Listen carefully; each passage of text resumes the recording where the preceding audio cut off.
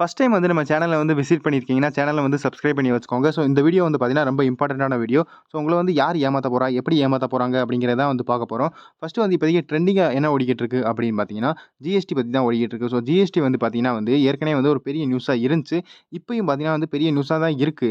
So ஏற்கனவே வந்து நம்ம பிரைம் மினிஸ்டர் வந்து பார்த்தீங்கன்னா, ஒரு பெரிய அனௌன்ஸ்மென்ட் வந்து பண்ணியிருந்தாரு இண்டிபெண்டன்ஸ் டே அன்னைக்கு. ஸோ அந்த அனௌன்ஸ்மென்ட்ல என்ன சொல்லியிருந்தாரு அப்படின்னு பார்த்தீங்கன்னா, டபுள் தீபாவளி வந்து உங்களுக்கு குடுக்க போறோம். ஸோ ஜிஎஸ்டி வந்து பார்த்தீங்கன்னா வந்து டாக்ஸ்லாம் வந்து குறைய போகுது. ஜிஎஸ்டியோட பெர்சன்டேஜ்லாம் வந்து பார்த்தீங்கன்னா குறைய போகுது அப்படின்னு சொல்லியிருந்தாரு. ஸோ அதில வந்து பார்த்தீங்கன்னா, இப்ப நம்ம தம்ப்நெயில்ல வந்து என்ன போட்டிருந்தோம், ஜிஎஸ்டி குறையும் அப்படின்னு போட்டிருந்தோம். அதே மாரி குறையாது அப்படின்னு போட்டிருந்தோம். ஸோ குறையிறது வந்து பார்த்தீங்கன்னா, நம்ம கவர்மெண்ட் வந்து குறைக்கிறோம் அப்படின்னு சொல்லிட்டாங்க. ஸோ 28% இருக்கிற ப்ராடக்ட்ஸ்லாம் வந்து பார்த்தீங்கன்னா வந்து 18%ல வரப்போகுது. அதே மாரி 12%ல இருக்கிற ப்ராடக்ட்ஸ்லாம் வந்து பார்த்தீங்கன்னா 5%ல வரப்போகுது அப்படிங்கிற ஒரு லிஸ்ட் வந்து போட்டிருக்காங்க. ஸோ நம்ம ஜிஎஸ்டி கவுன்சில் வந்து பார்த்தீங்கன்னா, ஜிஎஸ்டி கவுன்சில் தான் முக்கியமானது. ஜிஎஸ்டி கவுன்சில் வந்து பார்த்தீங்கன்னா வந்து செப்டம்பர் 3 டூ 4ல வந்து நடக்கப்போகுது. செப்டம்பர் 3 டூ 4ல நடந்து, இத எப்ப வந்து இம்ப்ளிமெண்ட் பண்ணுவாங்க? அந்த 18% வந்து எப்ப வந்து மாறப்போகுது 28%ல இருந்து அப்படின்னு பார்த்தீங்கன்னா, ரிப்போர்ட் வழியா அப்படின்னு பார்த்தீங்கன்னா கன்ஃபார்ம் ஆகல. ஆனா இது இருக்கலாம் அப்படிங்கிறத எக்ஸ்பெக்ட் பண்றாங்க. என்ன எக்ஸ்பெக்ட் பண்றாங்க அப்படின்னு பார்த்தீங்கன்னா, செப்டம்பர் 22ஆம் தேதி வந்து பார்த்தீங்கன்னா வந்து ஜிஎஸ்டி வந்து ஆன் ஆயிரும் அப்படின்னு சொல்றாங்க. அக்டோபர் 20 கிட்ட தான் வந்து பார்த்தீங்கன்னா வந்து தீபாவளியே வருது. பட் எல்லாமே வந்து பார்த்தீங்கன்னா வந்து செப்டம்பர் 22ஆம் தேதியே வந்து ஜிஎஸ்டி வந்து போட்டுருவோம் அப்படின்னு சொல்லியிருக்காங்க. ஏன் வந்து இவ்வளோ வேகமா போடுறாங்க அப்படின்னு பார்த்தீங்கன்னா, ஒரு பெரிய பிரச்சனை இருந்துச்சு. பிரச்சனையே எங்க வந்துச்சு அப்படின்னு பார்த்தீங்கன்னா, அந்த ஜிஎஸ்டி போடுறதுல தான் வந்து பிரச்சனை வந்து ஆரம்பிச்சுச்சு. எப்படி ஆரம்பிச்சுச்சு அப்படின்னு பார்த்தீங்கன்னா, சும்மா ஒரு பேசிக் தெரிஞ்சுக்கோங்க. நம்ம இந்தியால வந்து பார்த்தீங்கன்னா, 0% ஜிஎஸ்டி இருக்கும், 5% ஜிஎஸ்டி இருக்கும், 12% இருக்கும், 18% இருக்கும், அப்புறம் 28% இருக்கும். இப்போ வந்து கவர்மெண்ட் என்ன செய்ய போறாங்க அப்படின்னு பார்த்தீங்கன்னா, இதெல்லாம் எடுத்துட்டு, இத எடுத்துட்டு என்ன பண்ண போறாங்க அப்படின்னு பார்த்தீங்கன்னா, இங்க 12 இருந்துச்சு. அந்த 12 வந்து எடுத்துட்டாங்க. அதே மாரி இங்க 28 இருந்துச்சு. 28க்கு பதிலா என்ன செய்ய போறாங்க அப்படின்னு பார்த்தீங்கன்னா, 40% வந்து போட போறாங்க. இந்த நியூஸ் வந்து பார்த்தீங்கன்னா, நம்மளுக்கு முன்னாடியே தெரிஞ்சிருச்சு. முன்னாடி தெரிஞ்சா இது வந்து ரொம்ப பாசிட்டிவானது. நம்மளுக்கு வந்து நல்ல விஷயம் அப்படின்னு சொல்லலாம். பட் நம்ம பாயிண்ட் ஆஃப் வியூல பார்த்தீங்கன்னா, இது வந்து நல்ல விஷயம் அப்படின்னு சொல்லலாம். பட் இங்கனக்குள்ள என்ன இருக்கு, நம்மளுக்கு வந்து ஜிஎஸ்டி வந்து குறைய போகுது அப்படின்ட்டு நம்மளுக்கு தெரிஞ்சு போச்சு. பட் ஒரு சில கம்பெனிக்கு வந்து பார்த்தீங்கன்னா வந்து, அது ரொம்ப வந்து கெட்ட விஷயமா இருந்திருக்கு. அவங்க வந்து ஒரு பெரிய ரிஸ்க்லயே வந்து போயிட்டாங்க. எந்த மாரி கம்பெனி அப்படின்னு பார்த்தீங்கன்னா, 28%ல இருக்கிற கம்பெனிலாம். 28%ல இருக்கிற ஒரு 3 முக்கியமான கம்பெனி. இந்த 3 முக்கியமான கம்பெனில வந்து பார்த்தீங்கன்னா வந்து, ஓரளவுக்கு வேகமா வந்து ஜிஎஸ்டிய போடுங்க. அப்பதான் எங்களால வந்து ஓரளவுக்கு கம்பெனிய வந்து நிலைக்க முடியும் அப்படின்னு சொல்றாங்க. அது எந்தெந்த மாரி கம்பெனி அப்படின்னு பார்த்தீங்கன்னா, கார் கம்பெனி.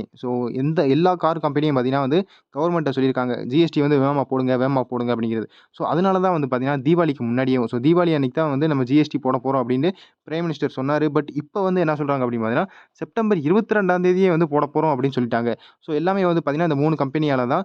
அதான் என்ன கம்பெனி அப்படின்னு பார்த்தீங்கன்னா, கார் கம்பெனி, அதே மாரி பைக் கம்பெனி, அதுக்கடுத்து வந்து பார்த்தீங்கன்னா வந்து ஏசி கம்பெனி.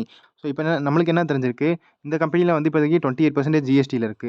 இவங்க என்ன செய்ய போறாங்க அப்படின்னு பார்த்தீங்கன்னா, கவர்மெண்ட் 18% ஜிஎஸ்டில வந்து போட போறாங்க.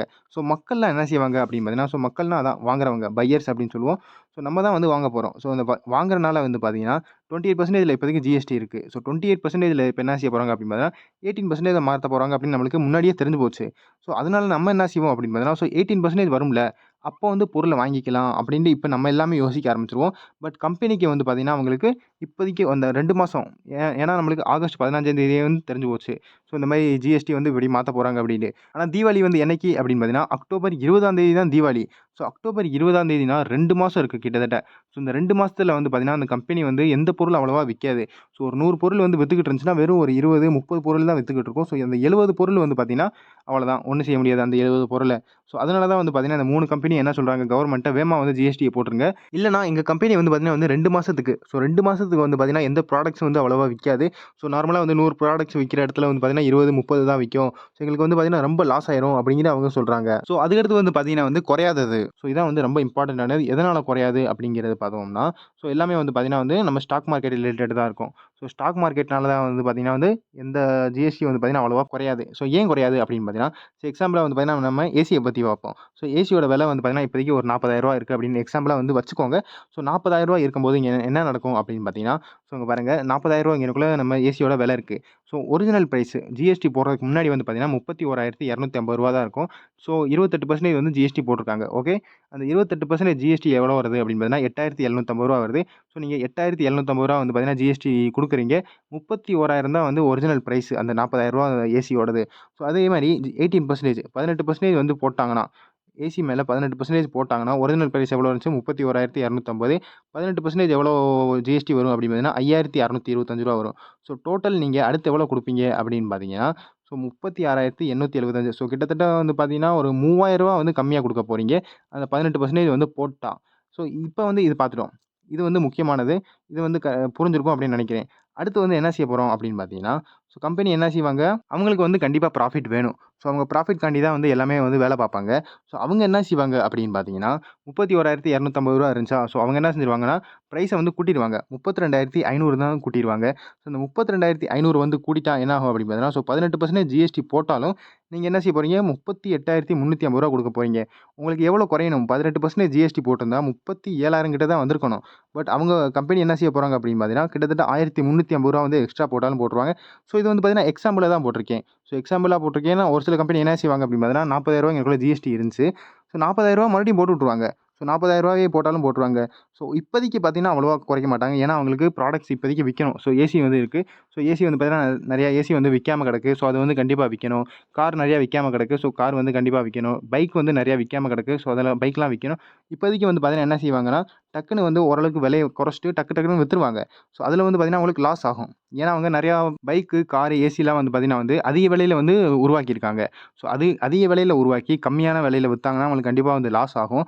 இந்த லாஸ கவர் பண்றதுக்கும், அதே மாரி ஃபியூச்சர்ல வந்து ப்ராஃபிட் எடுக்கிறதுக்கு வந்து பார்த்தீங்கன்னா, அவங்க என்ன செய்வாங்கன்னா, ஒரிஜினல் பிரைஸ வந்து கண்டிப்பா கூட்டிருவாங்க. ஓரளவுக்கு நீங்க பார்த்தீங்கன்னா, 37,000 வரப்போகுது.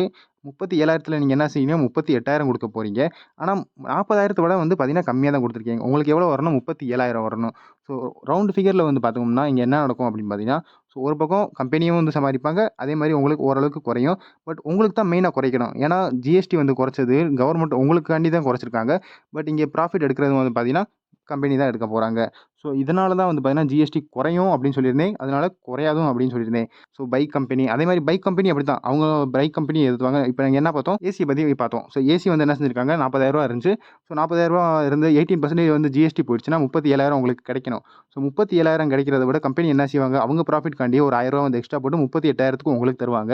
அதே மாரி பைக்காரங்களும் அப்படித்தான் செய்வாங்க. அதே மாரி கார்காரங்களும் அப்படித்தான் செய்வாங்க. ஸோ இது எல்லாமே எதுக்கு பண்ணுவாங்க அப்படின்னு பார்த்தீங்கன்னா, ஸோ ஒரே ஒரு காரணம் தான் ஷேர் பிரைஸ்க்காண்டி. ஸோ ஷேர் பிரைஸ்க்காண்டி எப்படி பண்ணுவாங்க அப்படின்னு பார்த்தீங்கன்னா, ஃபர்ஸ்ட்டு வந்து மாருதி சுசுகியோட கடைசி 10 வருஷத்தோட டேட்டாவ வந்து பாருங்க. ஸோ அவங்க கடைசி 10 வருஷத்துல வந்து பார்த்தீங்கன்னா, 2015ல 50,000 கோடிக்கு வந்து என்ன செஞ்சிருக்காங்க, கார வித்துருக்காங்க. ஸோ மொத்த காரு அந்த ஒரு வருஷத்துல வந்து பார்த்தீங்கன்னா, 50,000 கோடி வந்து கார் வித்துருக்காங்க. அடுத்து இப்ப வந்து இந்த மார்ச் 2025 அந்த ஒரு வருஷத்துல வந்து பார்த்தீங்கன்னா, 1,52,200க்கு வந்து கார் வித்துருக்காங்க. ஸோ அதே மாரி வந்து ப்ராஃபிட் வந்து பார்த்தீங்கன்னா, 3,800 கோடி வந்து 2015ல வந்து சம்பாரிச்சிருந்தாங்க. 2025ல வந்து பார்த்தீங்கன்னா, 14,500 வந்து சம்பாரிச்சிருக்காங்க. ஸோ 3,800ல இருந்து பார்த்தீங்கன்னா, 14,500 வந்து 10 வருஷத்துல வந்து ஜம்ப் ஆயிருக்கு. ஸோ எவ்வளோ வந்து ஜம்ப் ஆயிருக்கு அப்படின்னு பார்த்தீங்கன்னா, கிட்டத்தட்ட 3 1/2 மடங்கு வந்து ஜம்ப் ஆயிருக்கு 10 வருஷத்துல. ஸோ நம்ம வந்து பெர்சன்டேஜ் கணக்குல வந்து பார்த்தோம்னா, கிட்டத்தட்ட வந்து பார்த்தீங்கன்னா, 250% வந்து பார்த்தீங்கன்னா வந்து இன்கிரீஸ் ஆயிருக்கு. ஸோ இவ்வளோ இன்கிரீஸ் ஆயிருக்கு அப்படின்னு பாருங்க. அதே மாரி நம்ம என்ன பார்க்கணும் அப்படின்னு பார்த்தீங்கன்னா, ஷேர் பிரைஸ வந்து பார்க்கணும். ஸோ 250% வந்து அவங்க பிசினஸ்ல வந்து இன்கிரீஸ் ஆயிருக்கு. அதே மாரி ஷேர் பிரைஸ்ல அந்த கடைசி 10 வருஷத்துல வந்து பார்த்தீங்கன்னா, 330% வந்து இன்கிரீஸ் ஆயிருக்கு. ஸோ எல்லாமே வந்து பார்த்தீங்கன்னா வந்து ஷேர் பிரைஸோட விளையாட்டு தான். ஸோ ஷேர் பிரைஸ் அதிகமாக்குறதுக்கு வந்து பார்த்தீங்கன்னா வந்து, அவங்க எல்லாமே வந்து பிசினஸ் பண்ணுவாங்க. அதுக்கடுத்து வந்து பார்த்தீங்கன்னா, பஜாஜ் ஆட்டோ. ஸோ பஜாஜ் நம்ம பல்சர்லாம் கேள்விப்பட்டிருப்போம் பைக்கு. ஸோ அவங்க வந்து ப்ராஃபிட் எப்படி எடுத்திருக்காங்க அப்படின்னு பார்த்தீங்கன்னா, ஸோ இவங்க சேல்ஸ் வந்து பார்த்தீங்கன்னா, 2015ல 21,595 இருந்துச்சு. ஸோ இப்போதைக்கு 2025ல வந்து பார்த்தீங்கன்னா, 50,995 2 1/2 மடங்கு வந்து சேல்ஸ் அதிகமாயிருக்கு. ஸோ ப்ராஃபிட் எவ்வளோ அதிகமாயிருக்கு அப்படின்னு பார்த்தீங்கன்னா, ஃபர்ஸ்ட்டு வந்து 2015ல எவ்வளோ சம்பாரிச்சாங்க? 3,000 கோடி வந்து சம்பாரிச்சிருக்காங்க. இப்ப 2025ல எவ்வளோ சம்பாரிச்சிருக்காங்க அப்படின்னு பார்த்தீங்கன்னா, 7,000 கோடி வந்து சம்பாரிச்சிருக்காங்க. ஸோ ப்ராஃபிட்டும் வந்து பார்த்தீங்கன்னா வந்து 2 1/2 மடங்கு வந்து அதிகமாயிருக்கு. நம்ம பெர்சன்டேஜ் கணக்குல வந்து பார்த்தோம்னா, 150% வந்து அதிகமாயிருக்கு. ஸோ இவங்க ஷேர் பிரைஸ் வந்து எவ்வளோ அதிகமாயிருக்கு அப்படின்னு பார்த்தீங்கன்னா, 256% வந்து அதிகமாயிருக்கு. ஸோ அவங்க ப்ராஃபிட் எவ்வளோ அதிகமாயிருந்துச்சு? 150% அதிகமாயிருந்துச்சு. பட் அவங்க ஷேர் பிரைஸ் வந்து பார்த்தீங்கன்னா, 256% வந்து அதிகமாயிருக்கு. ஸோ எல்லாமே வந்து பார்த்தீங்கன்னா, ஷேர் பிரைஸோட விளையாட்டு தான். அதே மாரி வோல்டாஸ். ஸோ வோல்டாஸ் ஏசி வந்து கேள்விப்பட்டிருப்பீங்க. ஸோ ஏசி பத்தி பார்த்தோம். ஸோ வோல்டாஸ் எவ்வளோ சம்பாரிச்சிருக்காங்க அப்படின்னு பாருங்க. சேல்ஸ் வந்து பார்த்தீங்கன்னா, 2015ல 5,000 கோடி இருந்துச்சு. ஸோ சேல்ஸ் இந்த தடவ வந்து பார்த்தீங்கன்னா, 15,000 இருக்கு. ஸோ இவங்களும் பார்த்தீங்கன்னா, 3 மடங்கு வந்து சேல்ஸ் அதிகமாயிருக்கு. ப்ராஃபிட் எவ்வளோ அதிகமாயிருக்கு அப்படின்னு பார்த்தீங்கன்னா, 2015ல பார்த்தீங்கன்னா, 388 கோடி. ஸோ ரவுண்டா வந்து 400 அப்படின்னு வச்சுக்கோங்க. ஸோ 400 கோடி வந்து சம்பாரிச்சாங்க. இப்ப 2025ல பார்த்தீங்கன்னா, 800 கோடி வந்து சம்பாரிச்சிருக்காங்க. ஸோ கிட்டத்தட்ட ஓரளவுக்கு பார்த்தீங்கன்னா, 2 மடங்கு வந்து அதிகமாயிருக்கு. ஸோ பெர்சன்டேஜ் கணக்குல வந்து பார்த்தோம்னா, கிட்டத்தட்ட 100% வந்து அதிகமாயிருக்கு. ஆனா அவங்க ஷேர் பிரைஸ் வந்து பார்த்தீங்கன்னா, கிட்டத்தட்ட 452% வந்து அதிகமாயிருக்கு. 10 வருஷத்துல அவங்க பார்த்தீங்கன்னா வந்து, அவங்க ப்ராஃபிட் பிசினஸ்ல வந்து பார்த்தீங்கன்னா, ப்ராஃபிட் செஞ்சு எவ்வளோ சம்பாரிச்சிருக்காங்க? 2 மடங்கு தான் அதிகமாயிருக்கு. பட் இங்க வந்து பார்த்தீங்கன்னா, 5 மடங்கு வந்து ஷேர் பிரைஸ் வந்து அதிகமாயிருக்கு. ஸோ 2 மடங்கு பிசினஸ் செஞ்சு சம்பாரிக்கிறதோட அவங்க என்ன செய்றாங்க பார்த்தீங்கன்னா, ஷேர் பிரைஸ்ல தான் ஃபோக்கஸ் பண்றாங்க. 5 மடங்கு வந்து இங்கனக்குள்ள அதிகமாயிருக்கு. ஸோ அதனால தான் வந்து பார்த்தீங்கன்னா, எல்லாமே வந்து ஷேர் பிரைஸ் அதிகமாக்குறதுக்கு வந்து பார்த்தீங்கன்னா, ப்ராஃபிட் வந்து ஏத்தணும் அப்படின்னு பார்ப்பாங்க. நம்ம தான் இங்க வந்து கொஞ்சம் முட்டாளாகிட்டே போறோம்.